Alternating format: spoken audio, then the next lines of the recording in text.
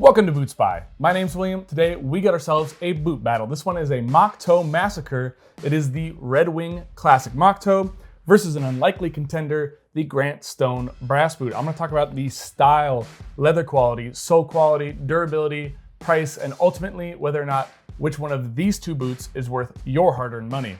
Let's get into it.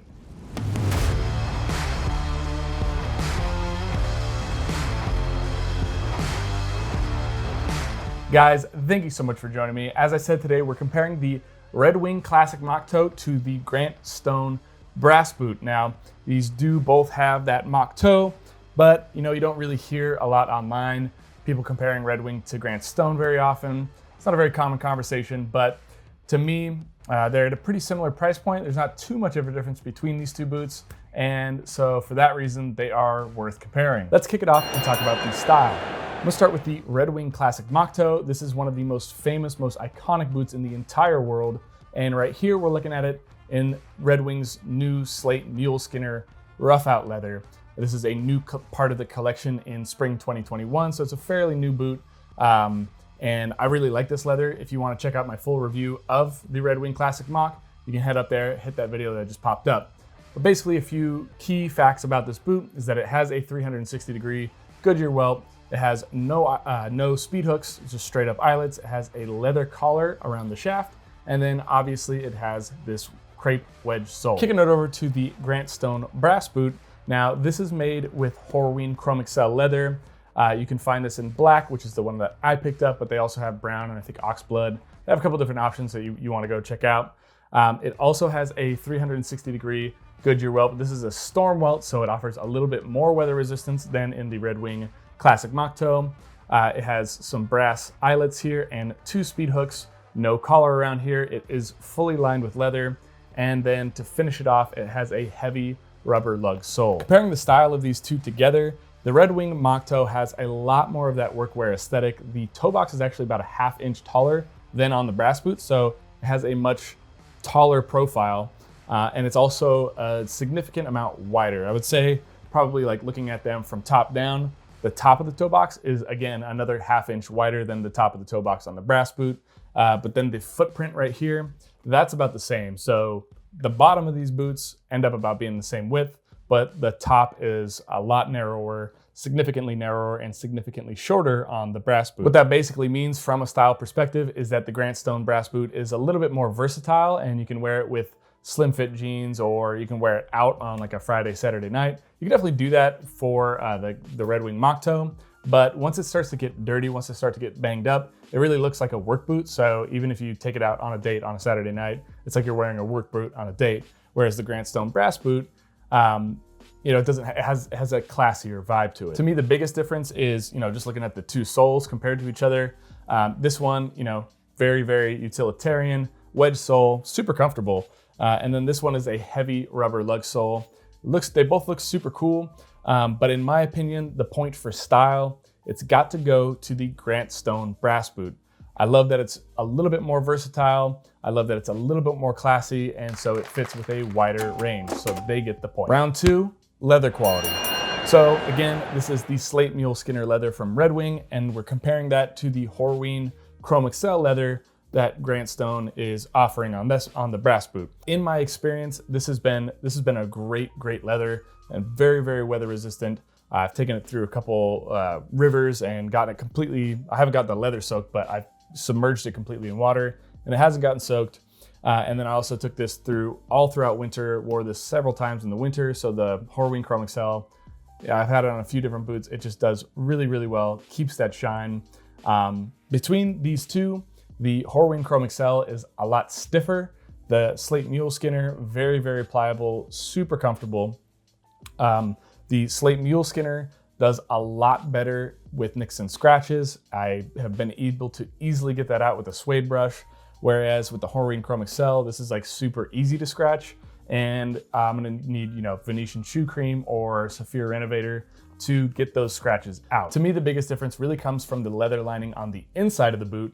So on the Grant Stone brass boot, you have a cowhide full grain leather interior, whereas on the mule skinner, it really is just like the inside of that hide. So it is not lined like the Grant Stone brass boot.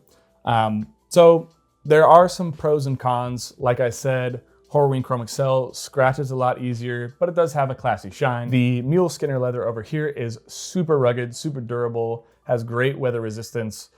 So this one's kind of a tough one. It really depends on what you're looking for in a boot. For me, I tend to wear boots from a style perspective rather than a work wear type of application. So for me, the point for best leather is gonna go to the Grant Stone brass boot. I'm gonna qualify that a little bit by saying if it was in a workwear application, I do think Red Wing's classic mock toe, this leather is much better for a working application than the Horween Chrome Excel. So if it was workwear, that point would go to Red Wing. But in my case, the way I'm talking about it, that point goes to Grant Stone. Round number 3, we're talking about the sole quality. Now this one's pretty apples to apples. Both of them use a leather, full grain leather insole, vegetable tanned, cork midsole. So I would say the comfort's about on par. It takes a little while to break in. It's not super comfortable right away, but once you break into it, it is quite comfortable. And of course, the durability is superb for both of these boots. So in that case, the insole is pretty much a tie. But where we really get into it is on the outsole. And this is another tough one. It really depends on what you like. You have this crepe rubber wedge sole versus a heavy duty rubber lug outsole. This is the heaviest boot I own.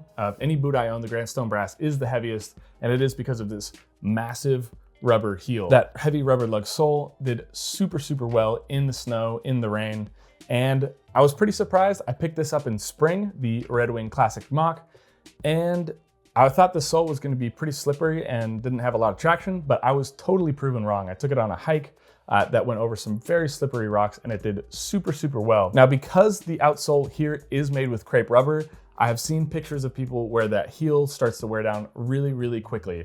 That's pretty concerning to me because that happens for a lot of my boots. It happens faster for me than I think it does other people.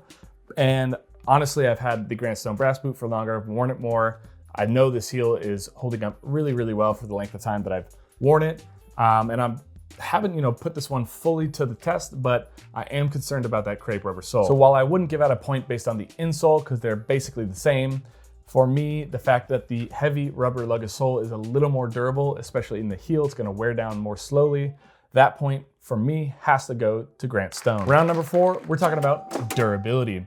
This one's very hard for me to judge because I haven't had these boots. I haven't put them to the test for like 3-4 years, which is where good quality Goodyear welted boots start to break down. I've really only worn them for a full season each. And so it's pretty tough to judge, but I did a lot of scouring the web for reviews and taking a look at pictures. There is that issue with the outsole, with the heel of the Red Wing mock toe wearing down more. But I'm gonna stick strictly to kind of the stitching, the construction, the overall feel and quality of these two boots. They're very, very similar. They have triple stitching along the vamp here, a double stitch along the heel. They both have this awesome heel counter that goes up the center, and they're both extremely sturdy. When it comes to durability, looking at that upper, I'm gonna say this one is a draw. Round number 5 is where we separate the mice from the men. We're talking about the price. Now, the Red Wing Classic Mock Toe is about $280. Some models are $290, but we'll say $280 for the Red Wing Classic Mock. And then the Grant Stone Brass boot is $340. So there's a $60 difference, which is pretty significant, but you are up in that middle to high range for when it comes to price. So obviously, the better price on this one is the Red Wing Classic Mock. We have our judges tallying up the score right now, and the winner, the final verdict of who wins this Red Wing, Grant Stone, which is the better mock toe boot, it goes to the Grant Stone Brass. Now, I love the Red Wing Classic Mock. It is a super rugged, super durable boot. It has that iconic wedge sole, so it very much hits a certain vibe. Whereas, the Grant Stone Brass boot, to me, it's just a little bit more versatile because it's slimmer, because it has a shorter profile, has a little bit more of a dressy look. That Horween Chrome Excel is top quality leather, and it just has that bit of classy shine to it. I also just prefer a rubber lug sole over the wedge sole.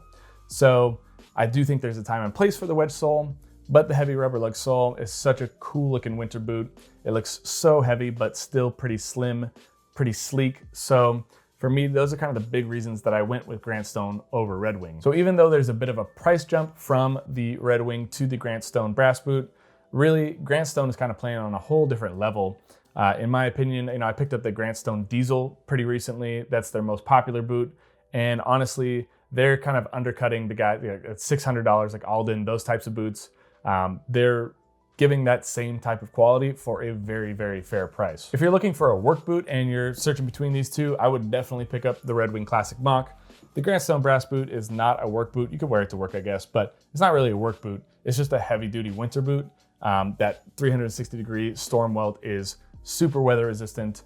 So it's a great all winter boot if you live in a very inclement area. The Red Wing Classic Mock, I would definitely, if I was still working at the coffee roaster job, I would definitely wear this because it's awesome for if you have cart rolls over your toes or something like that. This won't give you full protection, but it'll definitely help in super rugged situations. Guys, if you enjoyed this video, please hit that subscribe button down below. Also, give me a thumbs up. Both are super helpful for the channel. I really, really appreciate it. That's it for today's boot battle. And until next time, put your best boot forward.